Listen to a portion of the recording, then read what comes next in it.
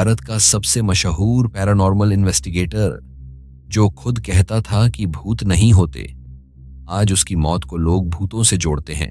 लेकिन क्या सच में ऐसा है या सच्चाई कुछ और है? गौरव तिवारी, इंडियन पैरानॉर्मल सोसाइटी के founder, TV shows, horror investigation और सैकड़ों कथित हॉन्टेड जगहों की जांच। लेकिन गौरव कभी खुद को गोस्ट हंटर नहीं कहते थे। वे मानते थे कि डर की जड़ इंसान का दिमाग है।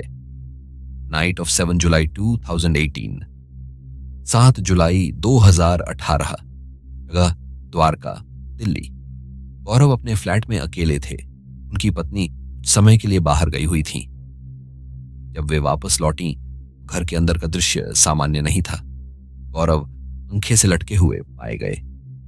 Police arrival and investigation. Police तुरंत मौके पर पहुंची। घर में जबरदस्ती घुसने का कोई निशान नहीं था। कमरा अंदर से बंद था, कोई तोड़फोड़ नहीं। सबसे अहम बात, कोई सुसाइड नोट नहीं मिला। Postmortem report. पोस्टमार्टम रिपोर्ट के अनुसार मौत का कारण था एस्फिक्सिया ड्यू टू हैंगिंग। शरीर पर किसी तरह की मारपीट या संघर्ष के निशान नहीं थे। Mental health angle. जांच के दौरान यह सामने आया कि गौरव पिछले कुछ समय से नींद की कमी और लगातार डरावने मामलों पर काम, ये सब इंसान को अंदर से तोड़ सकते हैं।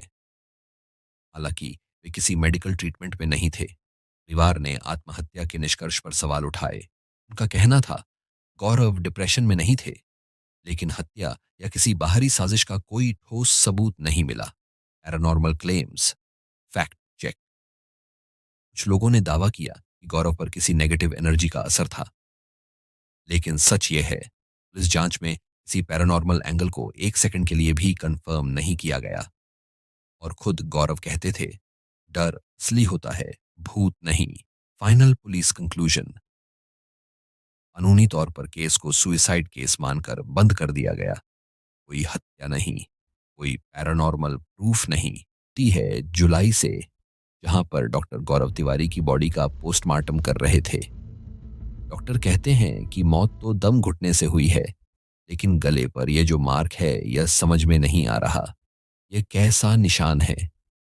देखने में तो हाथ लग रहा है, जबकि गौरव ने तो फांसी लगाई थी।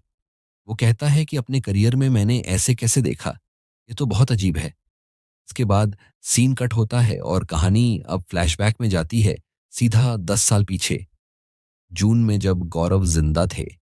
और अब जो कहानी यहाँ पर दिखाई जाएगी वो गौरव की बुक से इंस्पायर्ड है। तो अभी हम गौरव को देखते हैं, जो कि न्यू दिल्ली में अपने दोस्त पैकी के घर पर पार्टी अटेंड कर रहे थे और उसके बाद वह लंदन जाने वाले थे पायलट की ट्रेनिंग के लिए।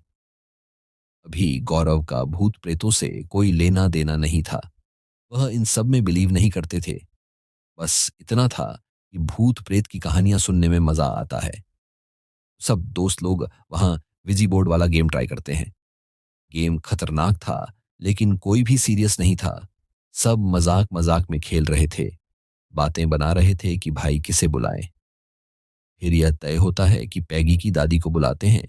अब दादी का नाम था कुसुम कुमारी देवी। सब दादी का नाम लेकर उन्हें बुलाने लगते हैं और साथ साथ मजाक भी कर रहे थे। लेकिन तभी प्लानचेट हिलने लगता है। दादी की आत्मा सच में आ गई थी और विजी बोर्ड के द्वारा कहती है, हेलो बच्चों, मैं हूं कुसुम कुमारी देवी। सब डर जाते हैं कि यार यह तो सच में आ गई। लेकिन यह तो शुरुआत थी, क्योंकि इसके बाद दादी गौरव को पजेस कर लेती है और कहती है कि मैं हूं कुसुम कुमारी देवी, इस घर की मालकिन। तुम लोगों ने पार्टियां करके मेरे स्वर्ग जैसे घर को नरक बना दिया है। मेरा गार्डन भी खराब कर दिया। मेरे नोरी के कप के सेट में से 2 कप तुमने तोड़ दिए हैं। और पैकी को भी डांटती है कि तू ऐसा ही रहेगा, निठल्ला सा चंपू। सब डर जाते हैं कि अब दादी की आत्मा हमें नहीं छोड़ेगी। लेकिन तभी गौरव हंस देता है, क्योंकि वो असल में प्रैंक कर रहा था। सब कहते हैं, अबे यार तूने तो भाई सच में डरा दिया। एक दोस्त तो कहता है कि भाई पायलट गिरी छोड़ दे और एक्टिंग में चला जा। क्या एक्टिंग करता है यार। भूतिया माहौल एकदम से हंसी ठिठोली में बदल जाता है। लेकिन इसके बाद पैगी गौरव से अकेले में बात करता है। वो परेशान सा था, कहता है कि भाई तू सच में एक्टिंग कर रहा था? गौरव कहता है, और क्या भाई? पैगी कहता है, लेकिन भाई फिर तुझे मेरी दादी के नोरी टाकी के सेट के बारे में कैसे पता? गौरव कहता है कि भाई तूने ही मुझे बताया होगा। पैगी कहता है, नहीं भाई, मैंने नहीं बताया। और भाई चंपू भी बोला कि तुझे पता है दादी मुझे बचपन में यही बुलाती थी। गौरव कहता है, भाई मुझे कैसे पता होगा? तूने कभी बताया होगा या मैंने किसी से सुना होगा? पैगी कहता है, रुक, मैं तुझे कुछ दिखाता हूँ। वो उसे अपनी दादी की फोटो दिखाता है कि देख, मेरी दादी की 4 उंगलियां थी, इंडेक्स फिंगर नहीं थी। पैगी कहता है कि भाई जब तू दादी की नकल उतार रहा था तो तूने अपनी इंडेक्स फिंगर फोल्ड कर रखी थी। यह सुनकर गौरव चौंक जाता है कि यह कैसे हुआ। खैर, इसी दौरान हम गौरव को लंदन में पायलट की ट्रेनिंग लेते हुए देखते हैं। एक दिन प्लेन उड़ाते समय इंजन फेल हो जाता है। गौरव पैनिक कर जाते हैं। प्लेन क्रैश होने वाला होता है। अभी पता नहीं कहां से कोई आदमी पीछे से आता है और गौरव को एक नॉब खींचने को कहता है। गौरव वैसा ही करते हैं और किसी तरह सेफ लैंड हो जाते हैं। जब गौरव पीछे मुड़कर देखते हैं तो वहां कोई था ही नहीं। गौरव का दिमाग घूम जाता है कि यह क्या था, वो आदमी कौन था, कहां से आया और कहां चला गया। इसके बाद वह इस प्लेन की इन्वेस्टिगेशन करते हैं। पता चलता है वह नॉब पहले किसी क्रैश प्लेन का था और उस प्लेन का पायलट मर चुका था। वही पायलट जिसे गौरव ने देखा था। पहले विजी बोर्ड वाला इंसिडेंट और फिर यह प्लेन वाला। इन सब ने गौरव के दिमाग को झंझोड़ कर रख दिया था। सवालों के जवाब ढूंढने के लिए वो लंदन की पैरानॉर्मल सोसाइटी जाते हैं, जहां भूतों को साइंस के नजरिए से देखा जाता है। वहीं पर गौरव पहली बार ईएमएफ जैसे डिवाइसेस से रूबरू होते हैं और जूलिया नाम की औरत से मिलते हैं। उन्हें एक टेस्ट दिया जाता है एक हॉन्टेड हॉस्पिटल में जाने का। वहां मॉर्ग में उन्हें एक लड़की की आत्मा दिखती है और फ्रीजर लॉक हो जाता है।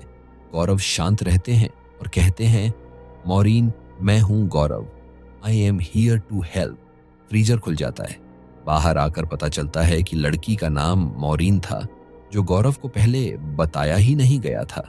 इसके बाद गौरव समझ जाते हैं कि उनके पास आत्माओं से कनेक्ट करने की एक खास एबिलिटी है। यहीं से गौरव का पैरानॉर्मल इन्वेस्टिगेटर बनने का सफर शुरू होता है।